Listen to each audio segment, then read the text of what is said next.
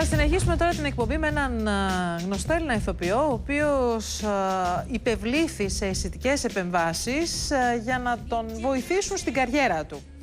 Και μάλιστα ο άνθρωπος αυτός είναι άξιος συγχαρητηρίων που βγαίνει ανοιχτά και με μεγάλη ειλικρίνεια, χωρίς να κρύβεται, και μιλά για τις επεμβάσεις τις αισθητικές, οι οποίες πλέον δεν πρέπει να είναι ταμπού. Ξέρετε, οι περισσότεροι κάνουν ό,τι κάνουν και μετά το κρύβουν, και κάποιοι από αυτούς κατακρίνουν κιόλας τις αισθητικές επεμβάσεις. Αυτός πάρα πολύ ειλικρινής, ο Ασημάκης, ο Αλεξίου, πάρα πολύ ξεκάθαρος, εξηγεί γιατί έβαλε θέματα στην κάτωση αγώνα για να αποκτήσει γωνίες και γιατί έβαλε και ένθυμα στο πηγούνι του για να το κάνει πιο θεληματικό. Πάμε να δούμε λοιπόν τι λέει ο Ασημάκης και σε λίγο θα μιλήσουμε με τον γιατρό, τον κύριο Καποσίτα.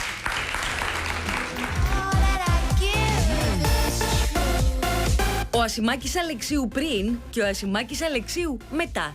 Ο ηθοποιός ακολούθησε τα βήματα των στάρ του Hollywood που λένε ναι στις πλαστικές επεμβάσεις και για το καλό της δουλειάς του, όπως λέει ο ίδιος, υποβλήθηκε σε επεμβάσεις τοποθέτησης ενθεμάτων στις γωνίες, της κάτω γνάθου και στο πηγούνι. Ήθελα να αυτό που είπα, να βελτιώσω κάποια χαρακτηριστικά του προσώπου μου από μικρός, θα έλεγα, που τα έβλεπα και με ενοχλούσαν σε εισαγωγικά λίγο.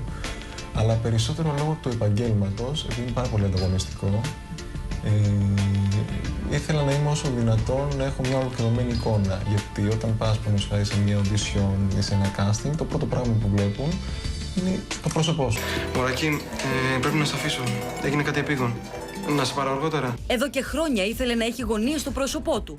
Τις θεωρεί ιδανικές για το φακό. Όταν κοιταζόταν στον καθρέφτη, δεν ήταν απόλυτα ικανοποιημένος με αυτό που έβλεπε και έτσι πήρε την απόφαση να ξαπλώσει στο κρεβάτι του πλαστικού χειρουργού. Είχαμε κάνει ραντεβού, μου έδειξε ακριβώς, με εξήγησε πώς θα γίνει το χειρουργείο, τη μέθοδο κτλ. Και κάνουμε και αυτός ήταν υπολογιστή την προσομοίωση, και οπότε είχα.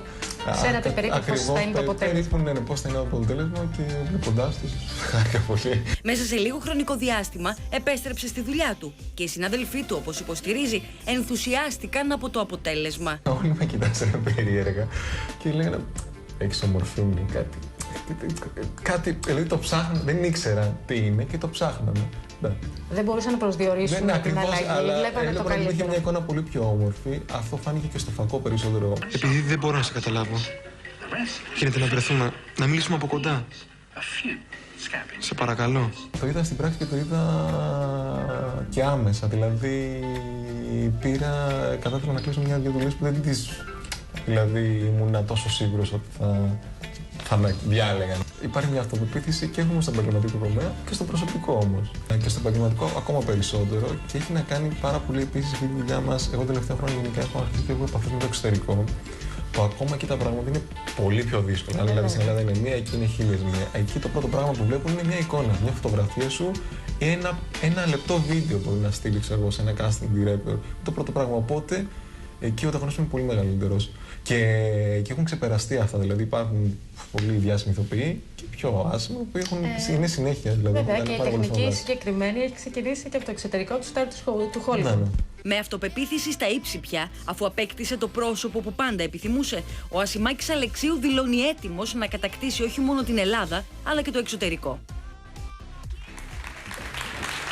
Είναι κοντά μας ο κύριος Επανμεινώντας Καποσίτας, πλαστικός χειρουργός. Καλησπέρα σας. Καλησπέρα, κυρία Στεφανίδου. Μιλήστε μας λίγο για αυτήν την αισθητική επέμβαση.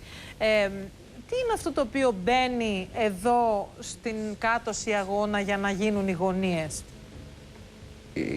Ουσιαστικά οι επεμβάσεις αυτές είναι ένας συνδυασμός επεμβάσεων που χρησιμοποιούμε σε αυτό που λέμε τρισδιάστατη πλαστική χειρουργική προσώπου. Είναι ό,τι πιο μοντέρνο υπάρχει αυτή τη στιγμή στην Αμερική, όπου χρησιμοποιούνται συμπαγή ενθέματα για διάφορα σημεία του προσώπου, όπως είναι οι γωνίες της κάτω γνάθου, το πηγούνι, τα ζυγωματικά, σε συνδυασμό με την αφαίρεση του παριακού λίπους. Το παριακό λίπος είναι αυτό το οποίο όταν αφαιρείται μέσα από το μάγουλο, δημιουργεί την εντομή στο πρόσωπο που βλέπουμε μερικές φορές, σε μερικές περιπτώσεις, σε μερικά μοντέλα, σε μερικούς ηθοποιούς. Άρα λοιπόν είναι ένας συνδυασμός τοποθέτησης ενθεμάτων σε συγκεκριμένα σημεία του σπλαχνικού κρανίου, όπως λέμε, του προσώπου, για να αυξήσουμε τις οστικές κατασκευές. Μπορούμε να δώσουμε στο LED, παρακαλώ, το σκηνοθέτη μας τη φωτογραφία, αυτή τη φωτογραφία, να πάω εκεί να δείξουμε κάτι, να καταλάβω κάτι. Μπορείτε να με βοηθήσετε σε αυτό? Ευχαριστώ θερμά, είναι κάτι το οποίο δεν το είχαμε προγραμματίσει. Για να καταλάβουμε λίγο λοιπόν πώς γίνεται αυτή η επέμβαση. Κύριε Καποσίτα, λέτε ότι αφαιρέθηκε λίπος. Εδώ... Όχι, δεν το κάναμε ακόμα στον κύριο Αλεξίου αυτό. Θα αφαιρέσετε λίπος, δηλαδή. Ναι, αυτό είναι στο πρόγραμμα. Είναι στο πρόγραμμα. Στο άμεσο μέλλον. Άρα αυτό που βλέπουμε, για να το δείξω εδώ, είναι εδώ αυτή είναι η γραμμή του προσώπου. Έτσι, είναι το περίγραμμα του προσώπου του Ασημάκη. Εδώ στο περίγραμμα, λοιπόν, αν το δούμε, εδώ έχει σχηματιστεί γωνία, αν προσέξετε. Ναι.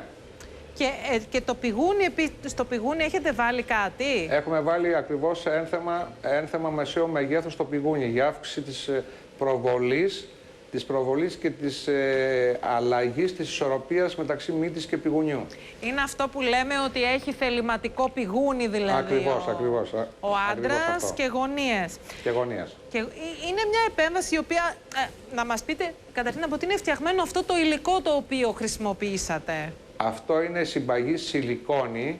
Ουσιαστικά η εταιρεία που το κατασκευάζει είναι η Imblantec, η οποία είναι θυγατρική της Mentor, της κορυφαίας εταιρείας που φτιάχνει τα ενθέματα σιλικόνης.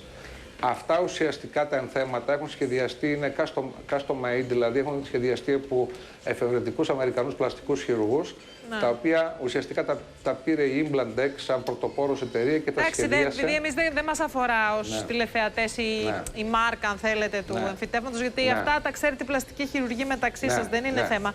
Εγώ ρωτάω τι είναι αυτό. Είναι κάτι το οποίο είναι σαν τη σιλικόνη. Είναι συμπαγές σιλικόνη. Είναι σκληρό, ας πούμε, συμπαγές, για να είναι σαν να είναι κόκαλο εδώ. Ακριβώς. Όταν λοιπόν εσείς φτιάξατε το πρόσωπο και τελείωσε η επέμβαση, εμείς, αν δεν το ξέραμε, δεν θα το καταλαβαίναμε. Δηλαδή, αν δούμε το προφίλ τώρα, κάποιος ο οποίος ξέρει, μπορεί να είναι και η οικογένειά του ακόμα, ξέρει τον Ασημάκη, αν δεν ξέραμε, δεν θα καταλαβαίναμε. Θα νομίζαμε ότι έχει πάρει κάποια κιλάκια στο πρόσωπο, ότι έχει ανανεωθεί.